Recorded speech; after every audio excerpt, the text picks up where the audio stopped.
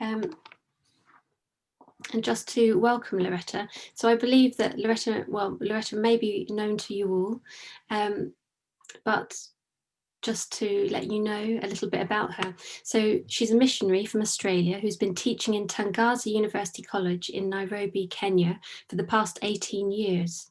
She decided to study for a PhD once she retired from being the director of the Centre for Leadership and Management, which she began in 2010.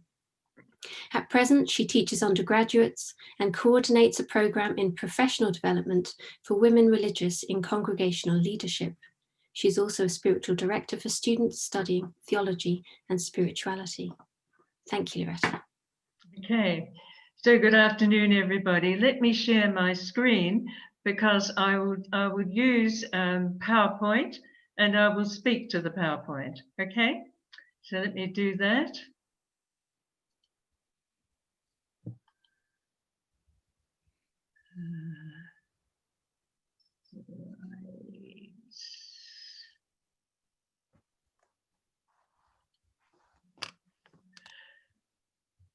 Okay, so I would like to talk to you about the focus of my study, which is teaching Lonergan's Transcendental Method to a class of undergraduates. It's in practical theology, and the two areas of spirituality and education are my concern, but they overlap on the point of transformation. Education is about transformation, and so is spirituality. And so under education, I'll be looking at transformative learning theories, and I've listed some of the people there, Maslow, Cranton, and Lyons, who does inquiry, reflective inquiry, and then of course Lonergan's Transcendental Method, and I've also put with it behavioral ethics. So the class was decision making for managers. It was supposed to be 45 hours, it was reduced to 30 because it was online because of the pandemic, and it was synchronous learning. Now, there were something like 52 students taking it, but they were using all sorts of devices in which to attend. So some were on phones, some were in the slum with very faulty connectivity. We used Moodle as a platform. We did have group work, and that was done offline, and they presented it during the scheduled time. Breakout groups didn't work because of the platform. What the students really enjoyed were these 6 to 10 minute DVDs on behavioral ethics, from which they wrote up their personal reflections, and each student had a prepared journal with weekly assignments. So, background to my own study is the moral climate in Kenya, and 3 areas I looked at is ethnicity, economics, and religion. But for the students, when we looked at this, we also highlighted the issue of corruption. Just some background on Lonergan. Lonergan was a theologian and a philosopher. His first love actually was economics, but out of his study of consciousness, he developed the Transcendental Method. And here are some of the key people who influenced him. Aquinas, for sure. He spent 11 years studying Aquinas, Kant, and Newman, and other psychologists. I haven't time to talk about them. What was his definition of consciousness? He defines consciousness as an internal experience in the strict sense of the self and its acts. Now, Daly, who was my tutor in Australia, he translated that into very practical terms so that people could understand that consciousness, of course, demands an agent. I am the person here. Here's the activity I'm involved in, and here's the object of my activity.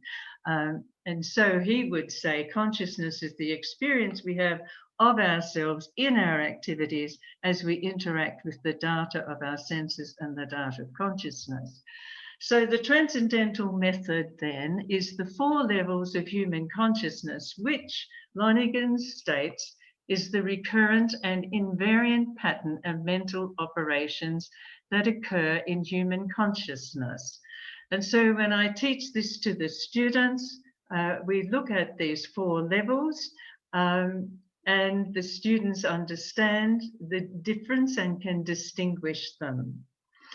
We talk about experience, the data of senses, data of consciousness. Understanding is the difference between ourselves and the more advanced animals, where we can have insight into experience, we can develop concepts, theories, and we can make sense at the level of common sense and get practical answers to things.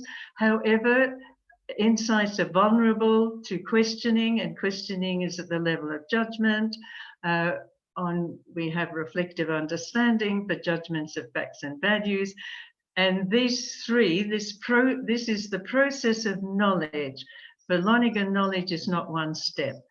Having reached judgment, then the question is, what will I do? And the decision is based on judgments of fact and, of course, of understanding. And it's where values and morality come in. So what's important to understand is that inquiry is the dynamic which moves us to the next level of consciousness. So the empirical level of consciousness, intellectual, rational, and responsible. And the questions are given here. The intellectual questions ask for explanations. There are inhibitors that the students learn about, inhibitors to insights that suppress questions, which take the form of a bias, prejudice, egoism, loyalism, and willfulness, that prevent any intellectual engagement or even any rational consideration. And as the students pointed out to me, often they go from empirical to responsible, not very responsible, but they say, well, I see it, I do it. So it's very important that the students learn the questions and the types of answers they're looking for at each level of consciousness. So what I wanted to address was the gap between knowing the right thing to do and doing it.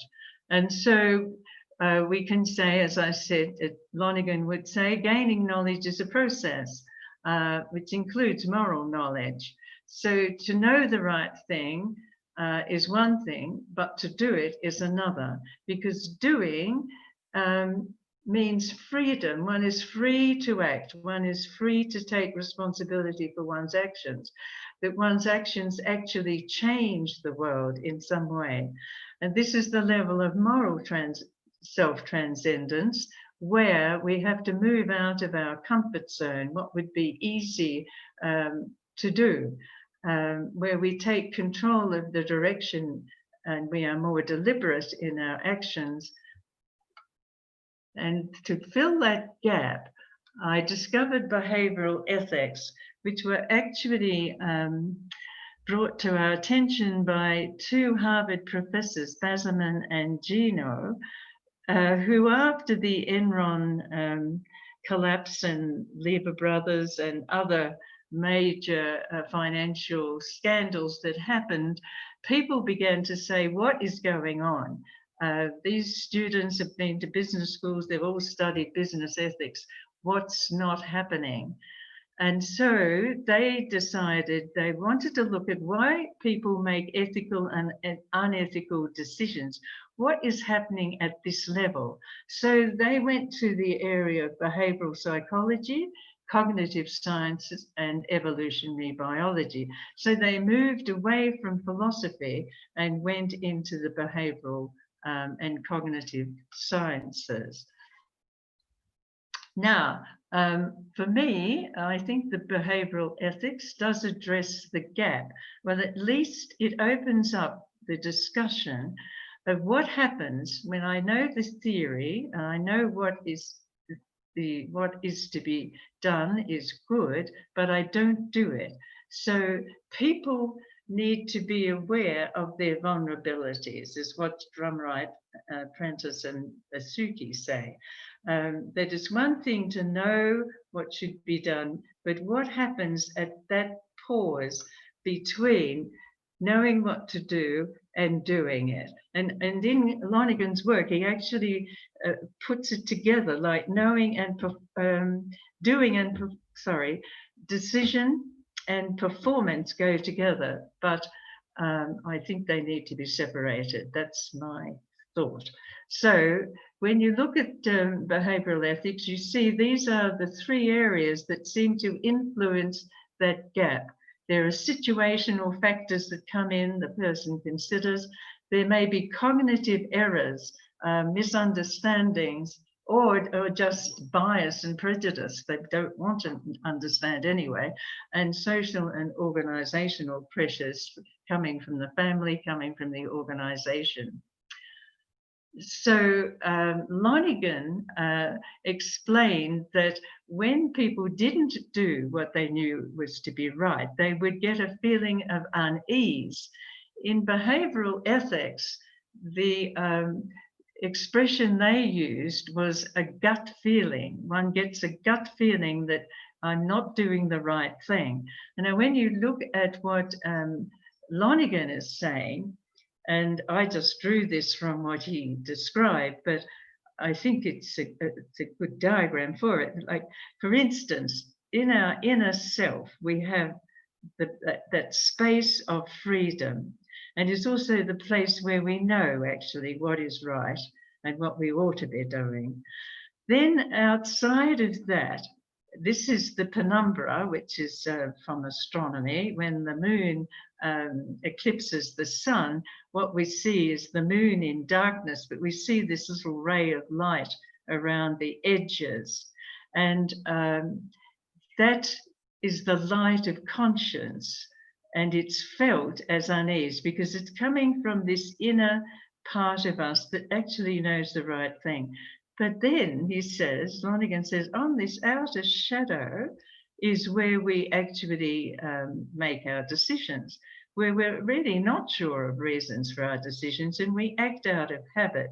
So transformation means enlarging this inner area of freedom by listening to that gut feeling and moving it out so it interacts with this outer side, which is often unconscious and not clear in our own minds. When I mentioned this, some of the students talked about a still small voice, which you find in Elijah, and we had a great discussion on that. And in one of the interviews with the student said she had started listening more to her inner voice and that it was actually helping her to be more efficient and more caring. So I did mention Mezirow, and I do think it's important to see where does Mezirow's learning theory come in to the transcendental method. So it's not so much the method itself, but it was actually how to teach it, because you could teach it in 2 hours if you like, and it just becomes a mechanical thing. But if you're going to really help the students discover how they're thinking, then you have to have ways of doing that. Now, in Mezirow, he talks about a disorienting dilemma.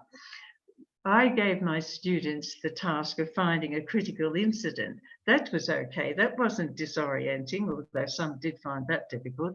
But the disorienting piece for them is here in the hidden questions. They were asked not to critique that critical incident, but they were asked to think about their thinking, which led to the decisions they took in which they describe that critical incident. And that was very disabling for some because they really felt they couldn't get it. I used to answer each level of consciousness. They had to try and find the appropriate questions in their critical incident. And so I spent a lot of time working with them through their assignments to try and help them find them. So there was a misunderstanding of the task. Some succeeded, some didn't do so well. Then we had puzzles. To catch an insight, you actually have to do something that stretches your intellect, that pushes you. Well, jokes are good things, but I didn't use jokes. I used puzzles, and they were for 8 years onward. Now, some of the students found them very frustrating and they just abandoned them. Others did achieve, but nobody actually got the 10 right. It wasn't about getting them right, actually. What they had to do was reflect on the experience of what's it like when you face a puzzle. Then what's it like when you try to get it out? What did you do? And so they have to explain how they went around trying to find the insight. And then what was it like when you got the insight? And that was very revelatory and was very helpful for the students, even though some said they had an insight. But their description of their feeling afterwards was very obvious. It wasn't an insight. So that was also a good learning.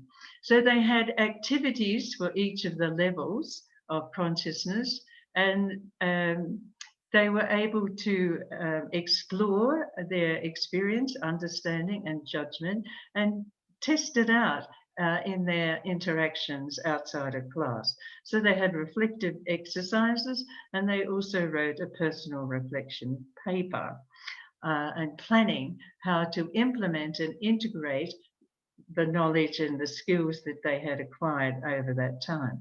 And some did well with that and some not so well. So this design is taken from Timmer, who wrote about how to stimulate transformative learning.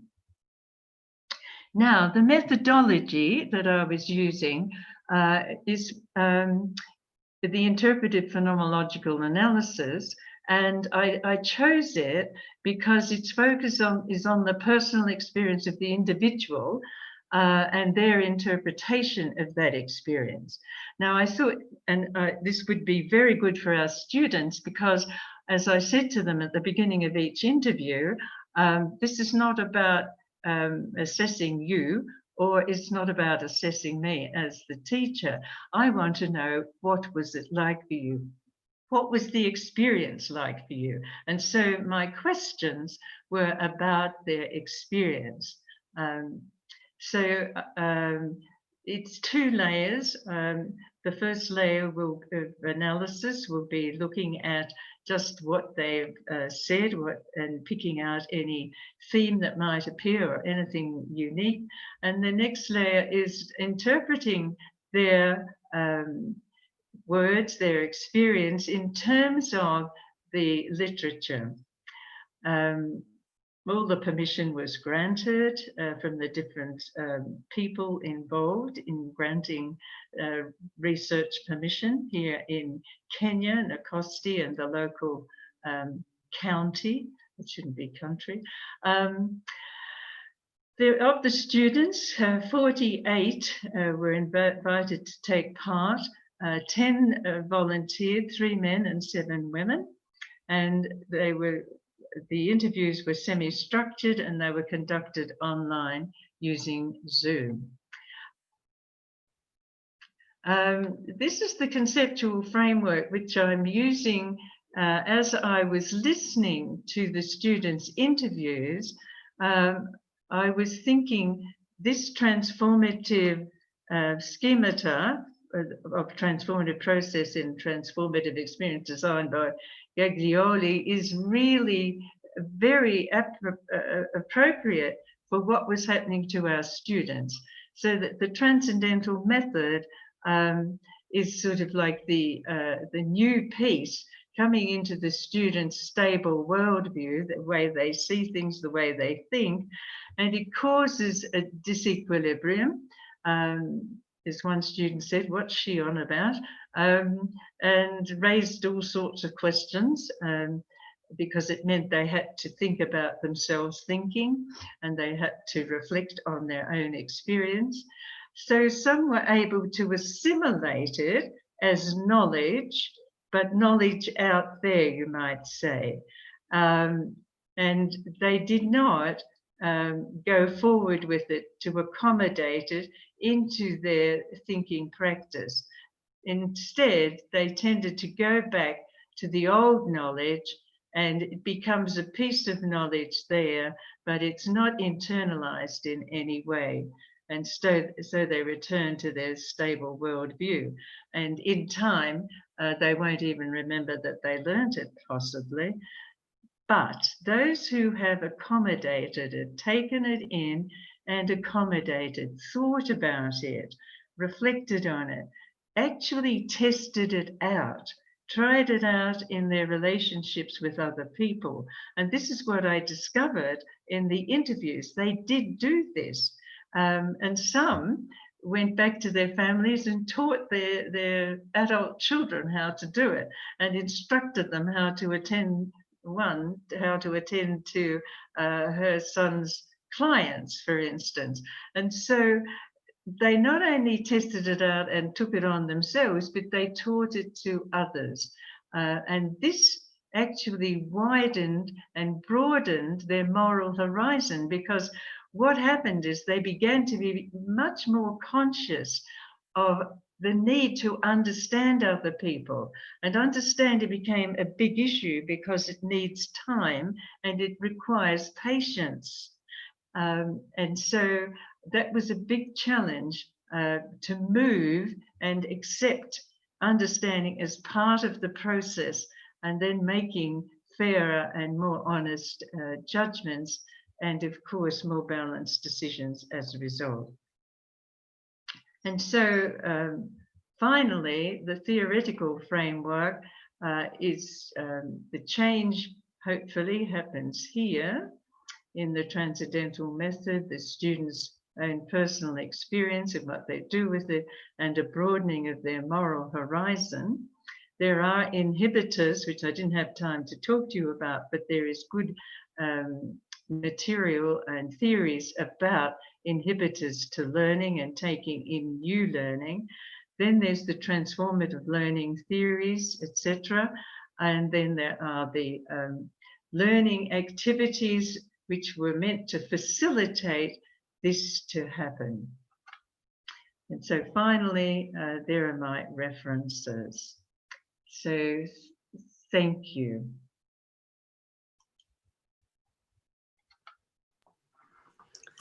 Thank you very much, Loretta. That's wonderful. No, really very interesting. I can thank you, Sue. Sue's giving you a clap there. I wonder, we have about 5 minutes for questions. If anyone would like to ask anything further. Okay.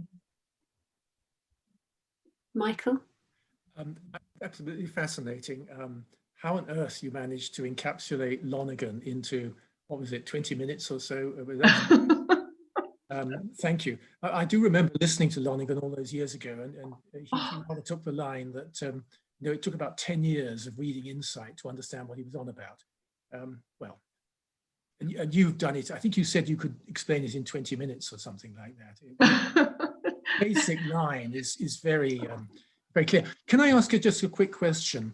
Because something struck me in that last, perhaps the last slide.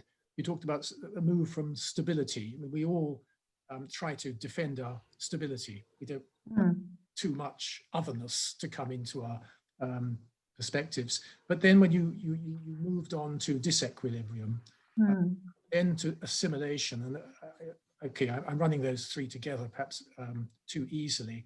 But in terms of the sort of things I'm interested in about how people come to grips with a religious other, okay, there is a shift I've noticed in the way that people meeting another religious tradition are reluctant to move beyond, you know, the sort of accommodation to what they can understand. They then push themselves a little bit and they face up to an otherness. And then you get this dialectic that goes on between the same and the other. And you're taking us into that process of assimilation, which I think is actually quite complex. And I just wonder if you've got any sort of, could you just say a few more words about how that actually works? How do you get away from that binary dialectic between the other, the known and the unknown, the continuities and the discontinuities? So that's the great skill, isn't it? Yes, yes, it is. And actually, I'm learning backwards, if I might say it, Michael. I hadn't thought of this until I began reading the students' interviews, and that's when I began to see the difference. And then I, by chance, found this diagram. And I know Lonergan talks about assimilation and accommodation. So I actually can't answer your question in a way, because I haven't studied the students' work closely enough to find out what actually was going on, that some of them ran with it, they accommodated, they were excited. I think because Lonergan is saying this transcendental method is something that you're already using, it's not so strange as another religion, which is very strange. You know, if I, as a Christian, study Hinduism, I find that extremely strange, okay? Because I don't have anything in here that's ready to pick it up.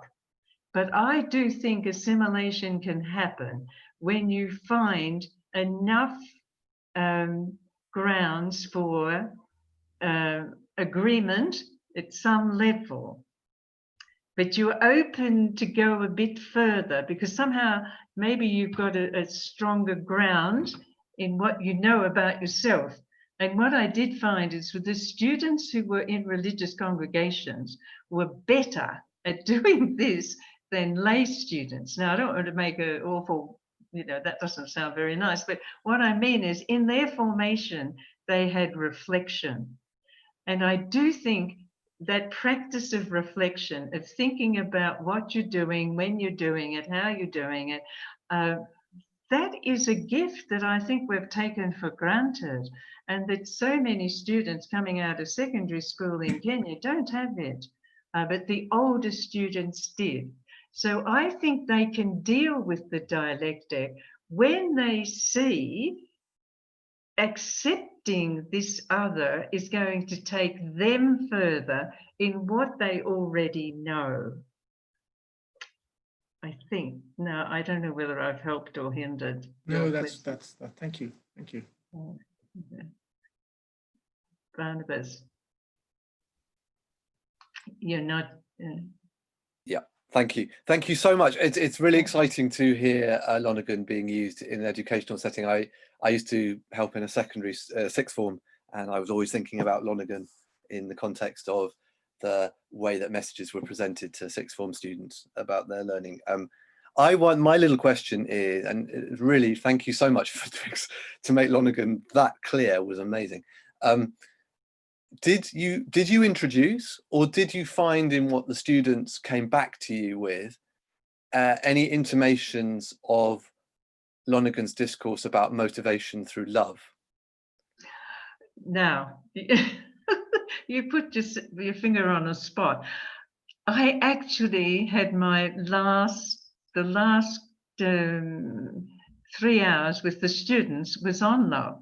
And I didn't include it in what I told you today, which was rather naughty of me, but now you see, you've unveiled me. Yes, I did bring it in, because Tad Dunn talks about how love is a healing experience, and it doesn't come through through the transcendental method. It comes to us, outside of us somehow, and resonates within us, but we don't calculate it. Love is not calculated. It's like a gift. It comes. Of course, sometimes we don't want it, but it then, according to Dunn, and I do think this is true, it turns the whole thing upside down, so that it trickles down through our decisions into our experience. So it transforms downward. That is true. I did teach that in the last day, but I don't know how much impact it's made on the students. Yeah. Yeah. I think that they didn't spontaneously come back with meditations on their motivation. No, they didn't. They didn't. Yeah. So Thank you very much, Loretta, and thank you, Barnabas and Michael, for the questions as well. We still have, before the next paper, which will be Michael's in the other room, we have about 7 minutes if you want to go and make yourself a cup of tea or something. So I will see you over there. right. Okay. Thank you. Thank you very much. Thank you.